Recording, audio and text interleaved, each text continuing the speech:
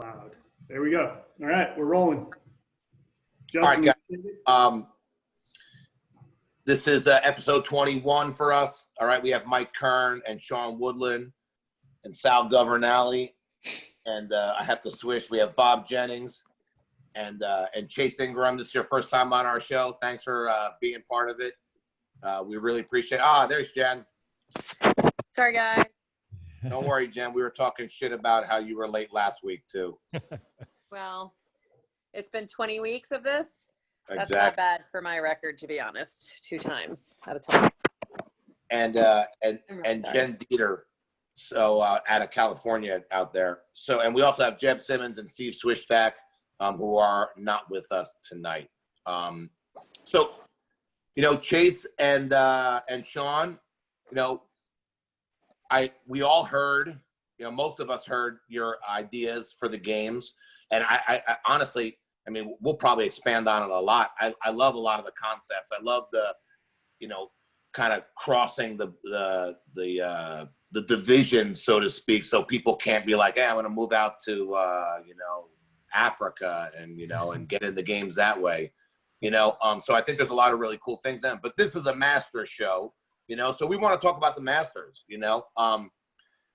Bob probably picked a couple of holes in your system, and it's all out of fun because honestly, I really like it. I think it's great. I think there's a couple of things logistically that are going to be hard to do, but that's what this show is all about. So why don't you guys just, tell us your concept for the Masters, so to speak. Hey, Justin, let's assume that everybody else hasn't heard these guys.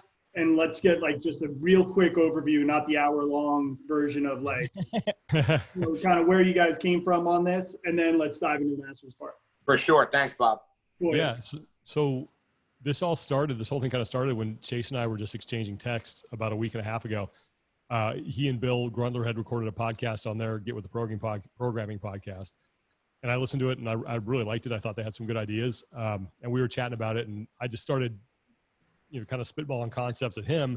And we went, we started playing idea tennis, just batting it back and forth. And then we kind of went down this rabbit hole and started getting onto something. And basically for your listeners in North America, this whole thing is essentially modeled after the NCAA tournament.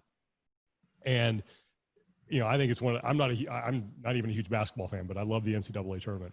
And I think the needle we tried to thread is how do you keep what's good about the sanction events and combine it with what was really good about the regionals.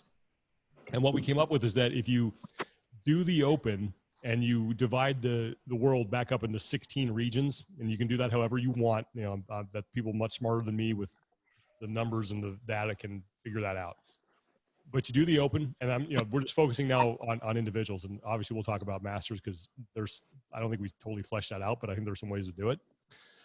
You do the Open, and then at the end of 5 weeks, you would take your top 20 men and women from each region, and then you would basically send those 320 athletes, you divide them up, and you would send them into 16 first-round sanction events. So our concept was, and I've actually gotten some ideas from people that I think would work really well, that you could actually seed the regions based on how they performed in the Open. So if Europe North or whatever it is your top region for the men, their top 10 athletes would be the top seed, their bottom 10 athletes would be the 8 seed. And then you would, you'd match it up. So one would match up with 16 and they would go to one sanctioned event. 2 would match up with 15, they would go to another one. 3 and 14 and so on.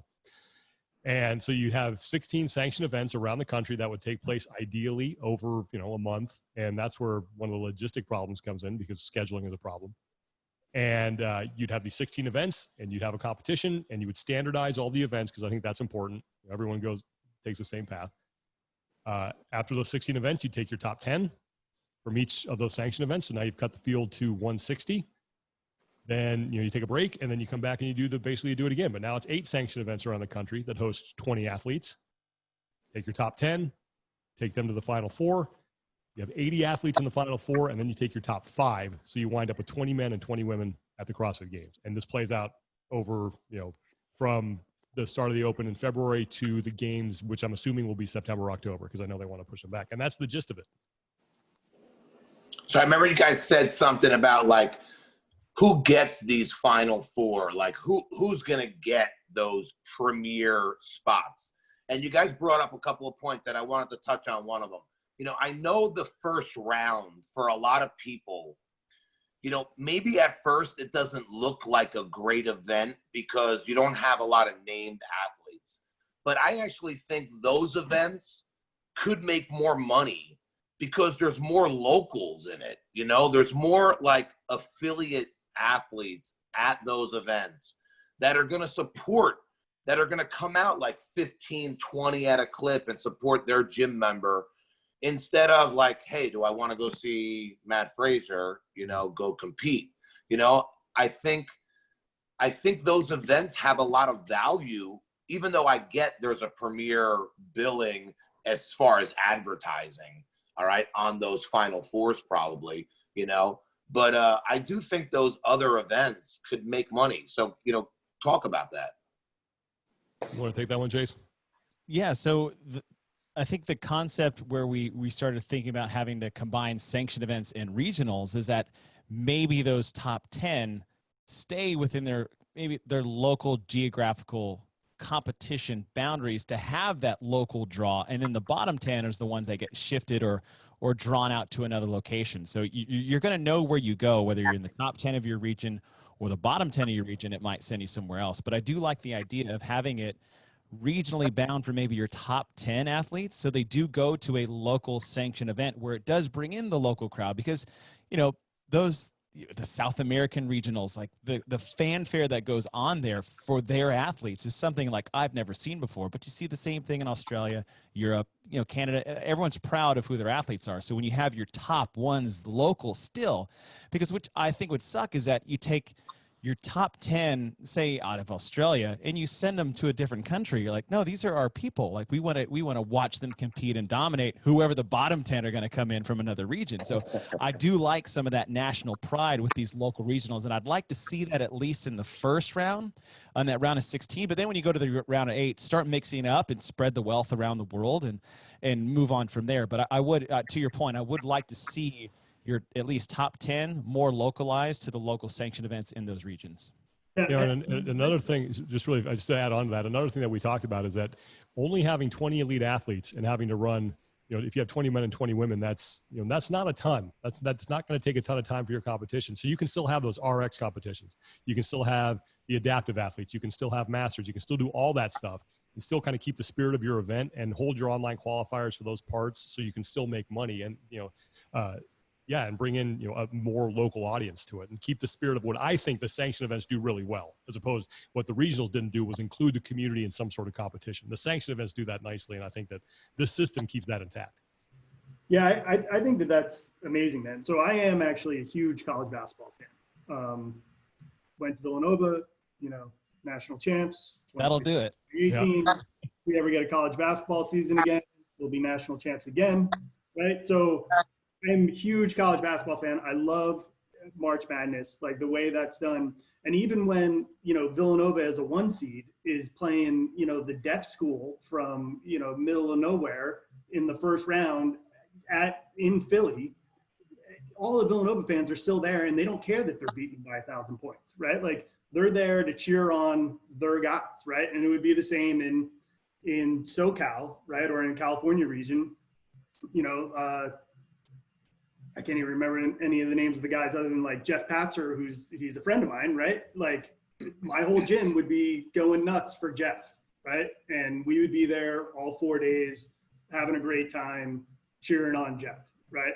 So, that part of it is, I think it's fantastic. And it really starts to bring the community back in, which is clearly gone from the system that we have right now, you know? Even if, you know, because one of the things that we've talked about is, you know, we've all kind of been like, oh, pro regional, let's bring back regionals exactly as they were. And you have to bring back teams exactly as they were, right? And you need the teams there because that'll bring the affiliates in, right? Mm-hmm. But I think with your model, you can still get that way because you're still rooting for your local guys, right? And it becomes a little more home teamish, even if they're not a part of your affiliate. So yeah, I think that's fantastic, man. Yeah, I think one of the issues you come across too is obviously the workouts have to be standardized, okay? Yeah. But as you kind of climb, you know, if you're doing a swimming event, that's going to take out certain locations, or if you're doing, well, you know, there's probably a couple of things that might just be available in other venues or spaces, you know, so that would kind of, I mean, I think my final four, when I heard you guys say it, it would be Wadapalooza. It would be, probably one of the California ones. You know, what is the big one, Bob? Do you guys do? What's the region out there, the competition? Well, they never had it. It was going to be West Coast Classic, but it Right. never actually, You know, and then you probably do Dubai, you know, and maybe a European place. You know, I mean, I know they're South America and it's huge, but, you know, and that's just mine. It's like picking records, whatever you like, you know, but, you know, I kind of think that gets the East and West Coast of the U.S., and then it hits two, you know, foreign kind of spots. But it's just fun to talk about. I think you guys came up with a great model, you know. Obviously, you're going to have to make some adjustments, but, you know, the standardize of the workouts, you know, might kind of dictate what's kind of going there. So there's a lot of coordination going on with these sanctional events and CrossFit. well, sorry, go ahead, John. No, I was just going to say, so our idea was kind of you keep it to sort of a regional type of thing where it's, 6-7 events a weekend, really no more than that. And you program them so that all you need is a competition floor. And you can do a lot there. You would just need to get different equipment and then save the swimming and the outdoor stuff for the actual CrossFit games, so that you wouldn't put those restrictions on some of the events. But then, we've had people say, oh, but I really want to see the desert run in Dubai. I really want to see, maybe a water event in Wadapalooza. So maybe you let them have one sort of localized event, but I'm such a stickler for, I want everybody to have done the same thing who gets to the games, that even that to me is just, I don't know. It might be fun, but it does take away from everyone did the same test. Yeah. Yeah. Doing the test in a pool and going out and jumping in a bay or something, you're talking about two total different conditions. But I mean, still, there's probably, once you go through a fine comb, you're going to come across little bumps. But the one thing I just thought is, you're really going to need the sanctional events to work really hand in hand with CrossFit.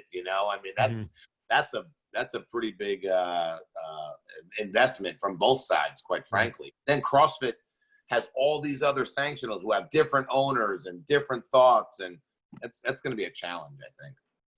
I think the big thing we wanted to see in our made up scenario was that the sanction events and the ones that put them on, they really put themselves out there the last 2 years to try to pick up what CrossFit completely dismantled, with a one push of the dynamite from the Wile E. Coyote. And what we want to see is that we actually want to see CrossFit turn the tables on that and actually lend out a massive hand to the sanctioned events to run this portion only. So only the individual qualifiers that would be trying to get to the games, and then let the sanctioned events run the sanctioned event for everyone else like they've always have, to get those local flavors, to get those unique events, and really make it about the people that are coming in. And let CrossFit, dictate and add to, give the sanctioned events a structured prize money stipend, and maybe help them with the media, whether that's giving them people or giving them a platform. So you do standardize that across the board, only for those qualifying rounds of the individual athletes, and then let the sanctioned events be the sanctioned events. So if you standardize the programming just for the top tier trying to qualify the games, then you leave, the things like the swims that could be at the games. Like, people got to earn those cool events, but the people that are just there to do the local sanctioned event, they can do all the cool stuff they want to do. Right. You get the best of both worlds is kind of that's what we're hoping to accomplish with that scenario. Yeah, and with the biggest challenge that sanctions, or anybody who's running a big competition runs into, like a multi-day competition, the biggest challenge you always have, volunteers and judges, right? And so if CrossFit is providing the volunteers and judges for the 20, right, the elite, it kind of takes care of that piece, right? And then for all the rest of it, you you can still kind of source the local people, right? And if you run it in a way that's smart, you could probably get more volunteers if you don't run those events at the same time, right? Like there's no RX event going on at the same time as the elite event. And then when those people are not judging, they have front row seats, right? I mean, that really helps kind of drive that aspect for the sanctionals. That's really hard, man, getting enough people to run those comps. And I think the incentive too for some of these smaller sanction events is that, you know, and I went to the first year, I went to the Mid-Atlantic CrossFit Challenge, which is a great event. They put on a fantastic event there, but they didn't have any big name athletes. And in fact, they had some who withdrew because they had already qualified through the Open.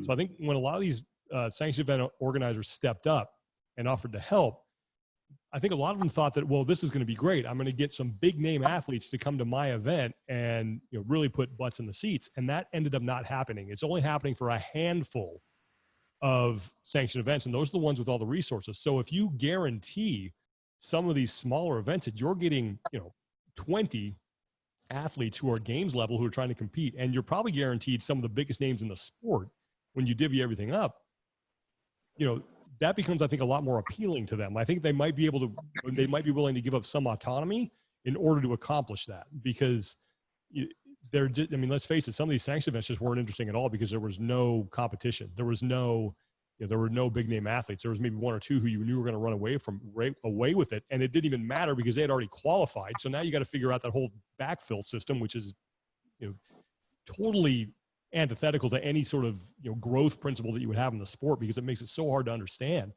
That I think that's how you could motivate some of them to work together. Now, some of the bigger ones, that might be the problem. I'm not worried about the small ones buying in on this. It's some of the bigger ones that have all the money that they already need in order to put on a good event. Yeah, and I still question whether or not they have all the money they need to put on a good event. Yeah. I mean, you know, been in this space, right, and running a right. large competition, you can't, from what I can tell, you can't make money out of it. And you know, I'm the CEO of a software company that knows how to make money. I don't know how to make money on a CrossFit event, right? Mm-hmm. Like it's just, the scale is so, right? So, you know, I even question that. So they might even get behind that though, Sean, is kind of my point there.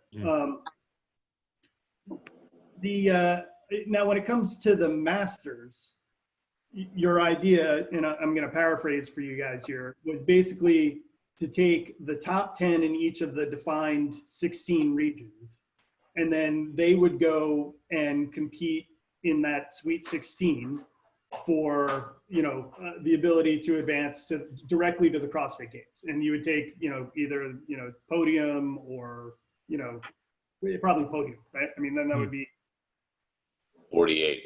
That'd be 48. That's kind of a big field. Yeah. So maybe it's only, I mean, I think I said one.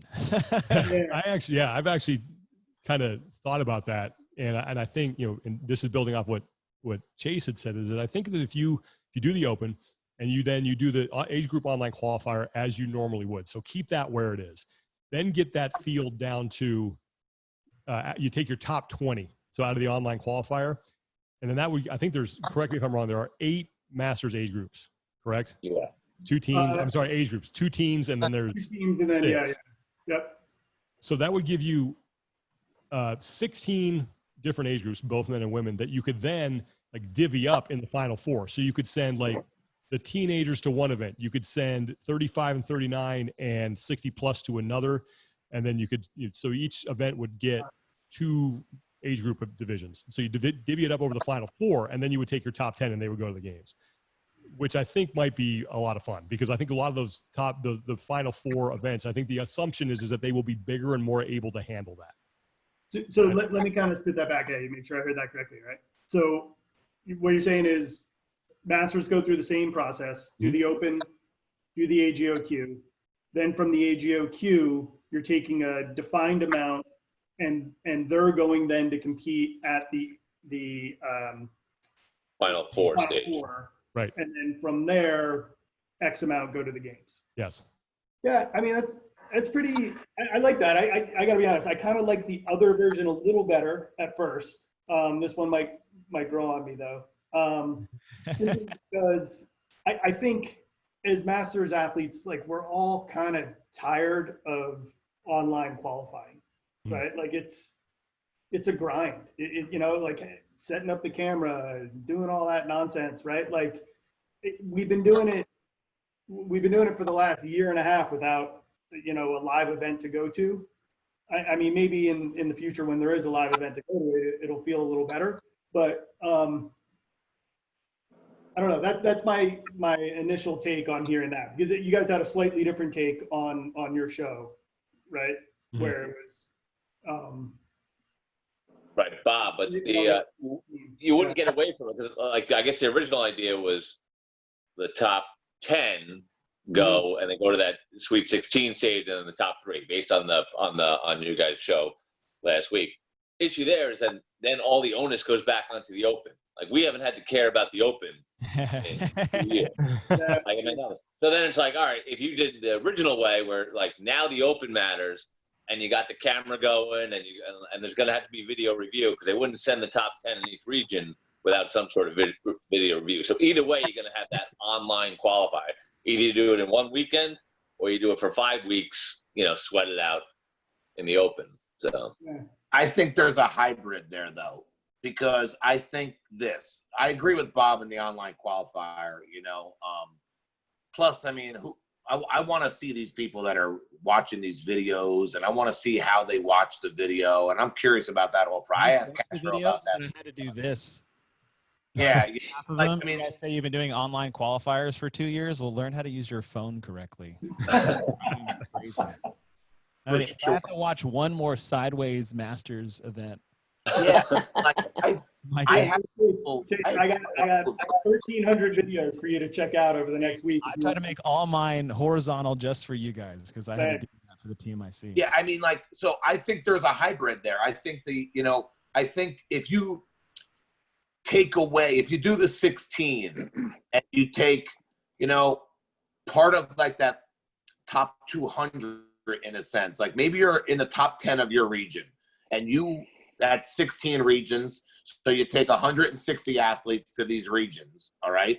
And you whittle them down to a number that you're going to take to the Final Four, like I think a combination of that is because what that does is that allows the master athlete to do a live competition to allow them to get to the next step. I mean, I think that's important because we all seen the video nightmares, and we all have those athletes that we know that don't go below parallel and they're counting every wall ball, all right. So, I mean, I think some sort of live competition. And if you just took 10, it's not a humongous, it's probably one extra heat in a regional event for, again, however you want to split up those masters. I don't know. Well, I like that. I'm with you on that, Justin.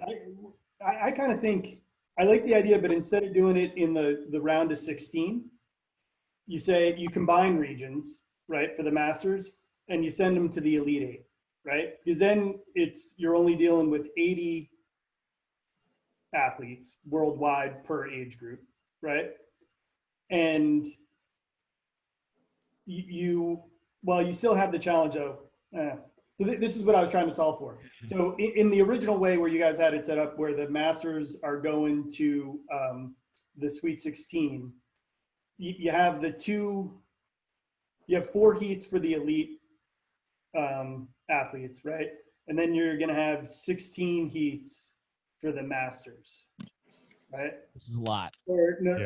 Yeah, 16 for the masters and teens, right? So that's 20 on one event, which is, well, I can tell you, I mean, that's going to take you basically, depending on the length of the workout with equipment change and all that, that's going to run you from like 8 in the morning to 3 in the afternoon for one event.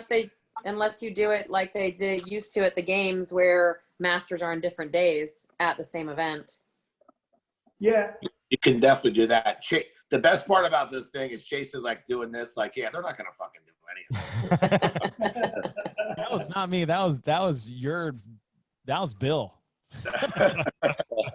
Well, I think Bob, you're on to. I mean, you're really onto the problem that it comes down to is that if you introduce a Masters component to the 16 opening round sanctioned events, they have essentially now lost any autonomy they have to run their own event, and now they're just becoming a de facto regional event. So they don't they can't do the RX stuff, and that's where they're going to get their money through registration for online qualifiers and stuff like that, and other events, and so there's the problem is that 40 elite athletes as opposed to 10 age groups that you got to run through or 8 age groups you got to run through. That's a manageable size of athletes, and that's why I'm thinking that if you waited till the final 4, you did the age group online qualifier, and then you sent those guys to the final 4, you could send 2 age groups to each one, and that minimizes the amount of time that they then have to spend taking away from their community events, so to speak. Well, here's my problem with that is now I understand the 200, you whittle it down to 10. So now I have to go to one event, spend another vacation, a shitload of money, and then to make it to the games to spend another vacation and another shitload of money. Yeah. So you're looking at Masters going to 2 events possibly. It makes no sense. I would never do that, in my opinion. The thought crossed my mind too. That's a lot of travel. It's like, okay, well, it's cool to go to events and travel and all that, but it's another thing to have to go to events. We essentially become professional athletes at that point. Yeah, because that's the only problem is we have jobs. Like, I'm not Matt Frazier. I don't have sponsorship. I'm doing this for shits and giggles. He's doing it as a job. But you're such a personality, man. Like, I can't believe that people aren't banging on your door to come be a sponsor for you. Exactly. But I guess my question is with that concern, if we just look at both scenarios objectively, not worry about maybe the overloading of the sanctioned events, which is a real issue that could be, because we have, I don't want to do this many live events too. I don't want to do this many online qualifiers. So like, where's the middle ground that you guys would like to see from your perspective? I'll do anything. I don't care. I don't like the qualifiers, but I want to compete. So I don't give a fuck. I'll do whatever I got to do. But that's how we get stuck with, getting our field cut from 20 to 10 and, stuck in an online qualifier, right? Like, we got to care. And I throw out a, kind of a semi-self-serving idea here would be have a parallel universe for Masters. That was going to be my next question is how many Masters only live events are there right now? Do you guys know of? One that I know of. Oh, well, Masters Fitness too. They did theirs. The one that just happened. But we could conceivably create a season and a league and get there, I mean, it's the idea has been batted around. Wasn't that something that you tossed around as an idea, Bob, on one of our? Yeah. It's been a mild dream of mine for years, right? Is to create kind of this season in a league that culminates in a championship for Masters only, right? The challenge you always run into though, right, is what Bill said on your guys' show last week or the other day, Tom, was, well, Masters don't ever show up, right? And I think it's, you have to build it and they will come. It is fully field of dreams, right? Like, if you build it, they'll show up. And that's being played out right now. I mean, look, there's over 1,300 people doing the qualifier for Legends, right? 400 athletes are going to qualify and go compete. Like, that's substantial, right? Chase included. Yeah, we'll really good, Chase. I just got my shit pushed in on that hang clean workout. Did you finish it? No, I did not finish it. I couldn't finish it. What was his? What was he in the 35 bar though? 35s, yeah. Oh, okay. So what was the final weight? It's still the same. It's 285. 285. He didn't do any better than I did. Yeah, no. Okay, relax. I'm almost 49. Lifted in 2020. He's got really good scores in the other 5 events. So I'm holding out that Chase, dons his fighting clothes again and steps out on the floor. If I make it, I'll dust them off and put them back on because I said I'd only wear it again for live competition. Well, and so, but that's kind of my point, right? Like, I think there's an opportunity to create, regional events for masters that culminate in a championship, right? And then, Clint, that kind of solves the problem for you, right? In that, there would be a regional event in the Northeast where, you can go qualify and then go compete there and then make it to the championship, right? And so you don't really have to take a vacation. It's, over a weekend, it's close by, right? You're not spending a ton of money to fly across the country and do it, and then ultimately you end up at the championship. And then, Justin, for you, it's live qualifying to get to a championship. There's always going to have to be some level of vetting, though, to get people into that first round. Yeah. But I think you put that responsibility on like the Masters sanctionals, right? To get people there. Mm-hmm. Well, I'm sorry, go ahead, Sean. No, I was just saying, I think you could absolutely do that. But I think if that were to happen, I think you can expect minimal support from CrossFit HQ, because it's just not, what they're worried about right now is growing the sport, moving the needle, getting broadcast back involved. Yeah. And if that's where they're putting all their focus, there could be a way for them to sort of, start a series of sanctioned events that model the exact same system, but just for masters. Yeah. And they could help facilitate that. But I don't think you're going to see, let's put this at number 2 on our priority list as far as the game season goes. Yeah, and Bob. And then priority 1 million, right? Like, so you're saying there's a chance. in reality. And then, the other that distracts from the open, right? Which if the open is that important to HQ, if all of a sudden you're stripping 200,000 people out of that, right? Maybe that's counter to what their objectives are, right? So that could be the other reason why you get, continue to get zero support on HQ. But it's not, we don't get any today, right? Yeah, that's true. And I think that's why when we were first going, because like I threw the Masters into the Sweet 16 mid conversation while we were doing that. So that was one of those, hey, what about moments?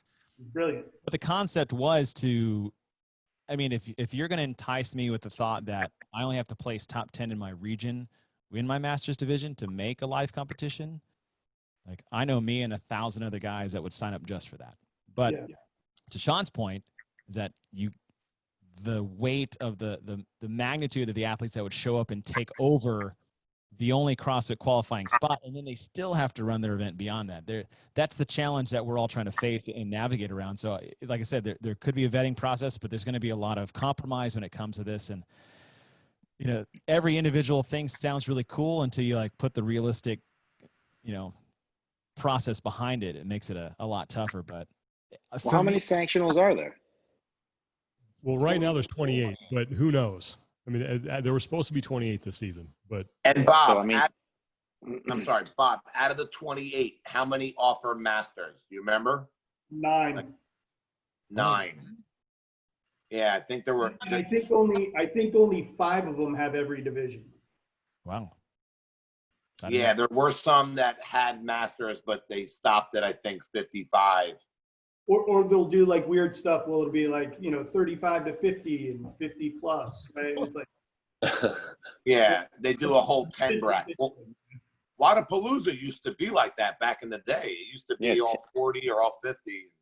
Well, yeah, 2016, right? The first year we did it. I think the move would be for CrossFit to try to be like, hey, you know what? These sanctional events that have masters, what we're going to do is that we're going to just, if you live in that area or if you do X amount in the open, maybe you get a free invite to, I don't know. Yeah. I don't know how, it's crazy. It's fucking crazy. I mean, at the end of the day, again, I think we'll always get the shaft in a sense because like you guys said, no one's coming to see Bob and Jen and myself and everybody else, Kern, we're all great people, but, I mean, like, no one cares, they don't, so, I mean, I'm thankful for the opportunity, but now that I have the opportunity, I want my friends to see it, my family to see, because most people don't have any idea what the fuck I'm doing, Yeah.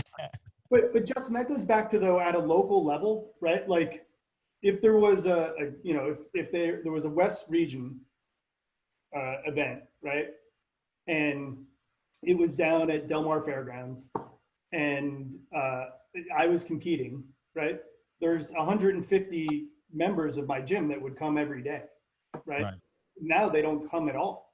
There's no reason for them to be there. So no, but I'm saying hooking them up with the sanction, like, you know, the sanctionals. I mean, again, they're not going to just say, yeah. They make a lot of their money on people doing the qualifier and stuff. You know, you can't just give people free invites to all this stuff. You know. Well, it's not the qualifiers where they make money. The qualifiers actually, they don't make crap for money.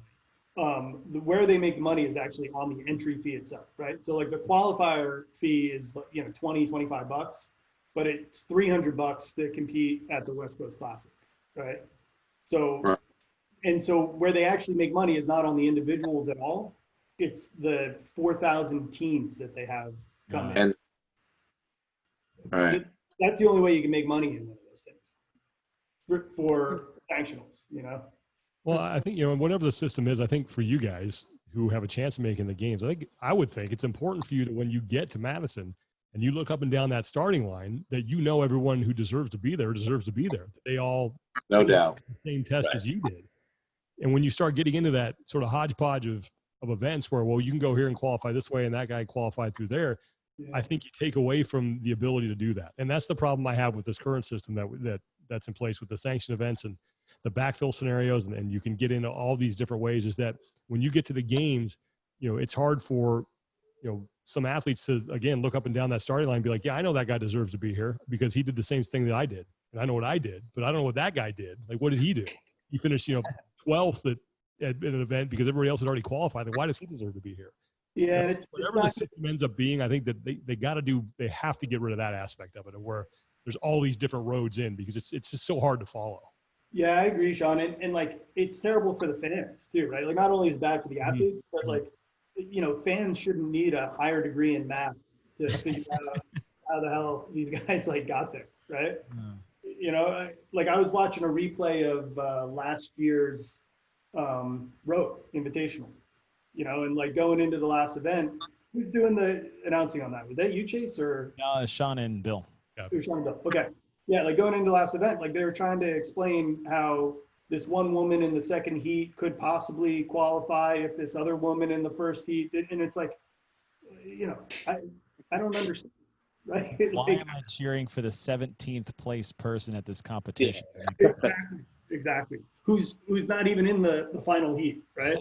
Right. And I think the cool thing too about, if you did, you know, about the round, at least the opening round with the 16 sanctioned events, is that it will put the spotlight on some athletes who usually don't have the spotlight on them, because they're in like spots 8 through 12 trying to get in. And that's what made the regionals cool, is that it wasn't always about, you know, the person winning the event. It was about that battle for the 5th spot to get to the games. And you would have that excitement because, you know, and I hate when people do this. Like, why aren't you showing this person? Why aren't you showing that person? Well, that person's in 12th place and has no chance of doing anything whatsoever. Like, this isn't Little League where we're trying to make everybody's parents happy. Like, this is an honest to God sport that we're trying to cover and tell a story. So you would get to kind of feature some athletes who aren't used to being in that spotlight. And I think that'd be kind of cool. Yeah, for sure. Have you talked to the Castro and the new owner of CrossFit about getting rid of the national champions? I mean, I don't. Have they mentioned? They should, man. I mean, that to me was just such a bad idea. Yeah, I didn't think Castro was big on it, but no, I don't think they were. I think that I don't think there's anything wrong with crowning a national champion, but just because you're national champion of Tonga doesn't mean you should wind up in the CrossFit Games. I can't make that argument to me. Yeah, I agree. Great. So you guys have a great plan. Do you think the higher ups heard it at all? Or do you think like they even care, you know, and they have an idea and they're just going to do what they're going to do? Those are two really good questions. I know. I mean, I am confident that if I were able to, Chase and I were able to sit down and speak with Eric Rosa, I'm confident that he would listen. He seems like that kind of guy. But I have no idea if they already have a plan over there. According to some of the people I've talked to, they don't know what's going on either, who are actually involved in this, if that plan hasn't been set in motion. But you know what? I think ultimately they have to ask themselves a question, like, what is it we want to accomplish? Do we want to have a season of a bunch of events that we can show and then kind of get people into a championship event that are the CrossFit Games? And that's fine. Like, it looks like the PGA Tour or the system we have now. Or do we want to really make the claim that we are crowning the fittest person on earth in Madison, and we need to do everything we possibly can to ensure that claim is backed up by the system that gets us there? And if that's what you want to accomplish, I think our system right now is hard to beat.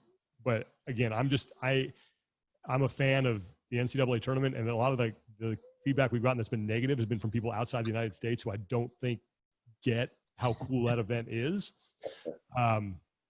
But I'm confident that he would listen. I don't know if they would, try to incorporate it or not, because again, there are a ton of logistical things that you need to overcome to make this happen. And that would be on, not me, not Chase. That would be on a bunch of people to make that happen. And there's no guarantee it would work out the way we'd want to. Like, you might have some events being like, we're at it, we're not doing this, we're going to go off and do our own thing. Okay, well, now you have to, how do you fix that if you're down to 19 sanctioned events? But I think overall, I think the way it works out is sound. And I think it'd be awesome to have a bracket at the beginning of the season that, laid it all out. Like, what road do you take into the games? Yeah. That's cool. So.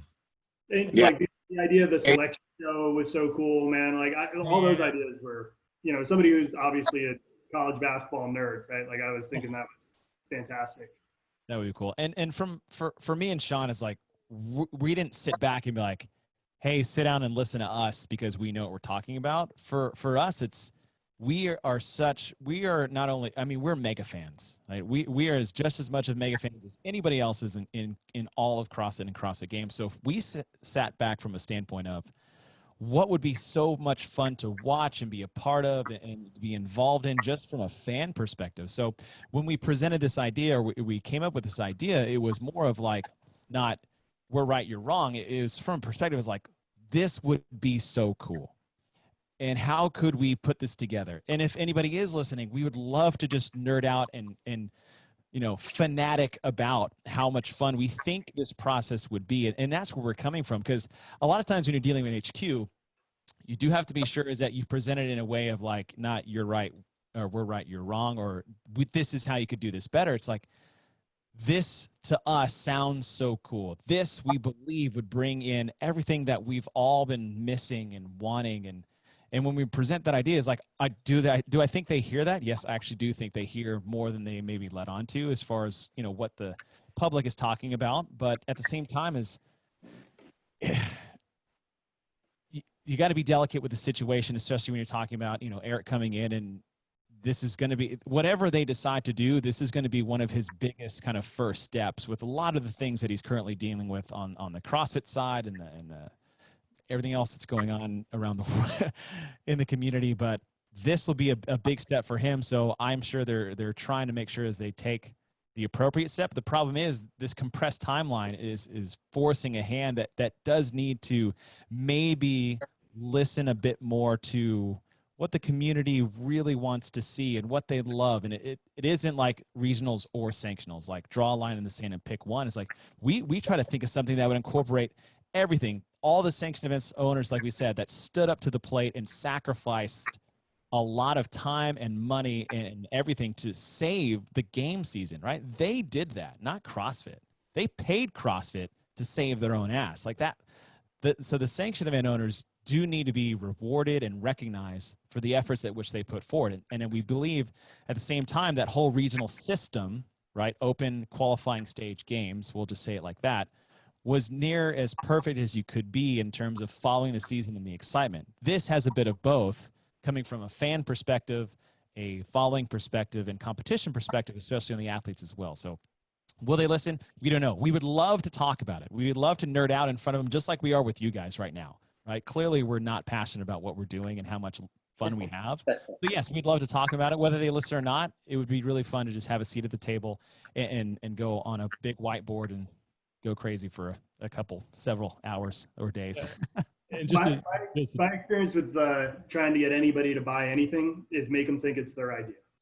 well, I don't care. Look, they can call whatever they want. I don't care. Like, I don't care. They say who came up with it. Just if they end up pulling something like this off, I think it'd be fantastic. And the other perspective too is from a network and a media perspective that this is an easily packaged season that gives you the opportunity to create a ton of cool content and have a lot of cool broadcasts around. So we were thinking back to kind of the regional days where we would have 3-4 events going on at the same time.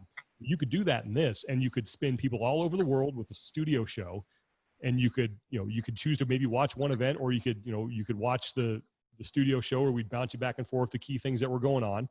And I think like that's easy for a network to grab onto. And then when you say to them, hey, this is like the NCAA tournament, we're just spreading it out over an entire season, they understand what that means. Whereas the system that we have now is a little harder to sell to them, especially with all the nuances and the rules and how qualifying works. Like, they have to be able to sell this to a non-CrossFit audience. And if you give them something that they can immediately relate to, like a tournament structure, then there's a hook right there. Okay, I get that. I understand what's going on. You're whittling the field down to a championship. Got it. That's easily understood. And I think that this would really create a lot of great opportunities for some really cool content and for some really awesome broadcasts over an entire weekend. Yeah, for sure. Sean, let me ask you a question. Do you think that CrossFit can build, bridge the gap between like some of the networks that were thinking about kind of making CrossFit huge back in 2018 or right around that time when everything kind of like the hammer came down, or like you said, the Wild Coyote kind of, hit the TNT. Do you think you guys are in the media field. Do you think those relationships can be built back? Yeah, because I don't think they ever went away. I think people who were I don't know if they were people who were directly involved, but people who were at least peripherally involved with the sport were still maintaining those relationships and still having those conversations. And I think the interest was always still there. I mean, I remember after everything went down, I got an email from one of the people that worked with us in CBS, and she told me, like, this is one of the biggest disappointments of my professional career, that we don't have an opportunity to help build this. So I know the interest is still there. I just think you need to give them something that they can easily grasp and that they can see packaged in a certain way that they can deliver to their audience. So yeah, I think that I think that's going to be, I don't want to say easy, but I don't think it's going to be that tough. And I know that, Eric Rosa orbits in some pretty impressive circles and has a lot of impressive contacts and knows how to get a hold of people, and people will listen to him. So I would be shocked if he hadn't already spoken to, multiple networks and multiple broadcast companies. Cool, man. Yeah. All right, guys. I think we've kept these guys up late enough. What do you think? You guys have any other questions for them or no? No, but I just wanted to tell you guys that my 13-year-old son came in and he was like, man, that guy's sweaty. And I was like, what do you mean he's sweaty? And he was like, no, look at those mics and everything. That's amazing. It's like a really good term, Mom. It means he's really cool. So yeah. No, not sweaty like we are. Oh my God, you guys are like the real deal sweaty. Yeah. I'm gonna have to Google that. Yeah. Don't ever say that, Chase. You'll just. Yeah. You're really a master's athlete if you say that. Oh man. I tell you what, I feel old. My wife forced me to watch the Video Music Awards last night, the MTV ones. I'm sorry. And I have never felt so like my father. When I'm like, who are these people? Music. This guy says the same thing 75 times in a row, and they're giving him an award. That's not like, singing. Is this That's what not my dad felt like when I came home with Nirvana and Green? Oh God. That was my moment. Oh, pretty funny. Yeah, those commercials were running rampant for the last week, man, and I was having the same experience. Like I never heard, no, maybe, I don't know, Lady Gaga. Okay, yeah, I've heard of her, right? Like that was it. That was it. Crazy. Someone said I thought the Weeknd was like a band, and apparently it's one guy. So. Right. No, how's that work? But there was a post that said like MTV turns 40 this year. Thanks for 15 years of music. Oh, that's funny. Good stuff. Well, cool, guys. Thanks for coming on. You know, Yeah, no doubt, guys. Thank you. I just thought that your idea was so cool, and I wanted to get it out to our 4 fans that, you know, you guys. I want to know who's not listening to the show because there's 5 of you here.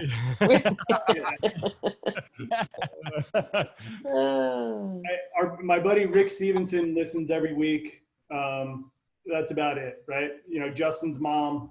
You know, so there's 2, right? She's a mom. What are you gonna do? I'm her baby. Yeah, I don't blame her, man. I don't blame her. Well, cool. Thanks, guys, and you know, let's figure out a way to write this down on a napkin, slip it in the back of Eric's pocket. It's a big napkin. You came up with this, Yeah, right? listen, there's a lot of pressure, man. He's got a lot of pressure on him right now. Like you said, this decision right now is huge. Like, what's going on with the games? I mean, are they going to have? They're having the one version of the games going on, or you know that. What is it going to only be top 5, right? Yeah. You know, so I mean, dude. You know, like Bob said, he's drinking out of a fire hose right now. You know. Cool. All right. Well, I'm going to stop recording. But again, thanks, guys. Thank Hey, you. Thanks, guys. Thank you. Awesome. How do I stop recording again? Stop.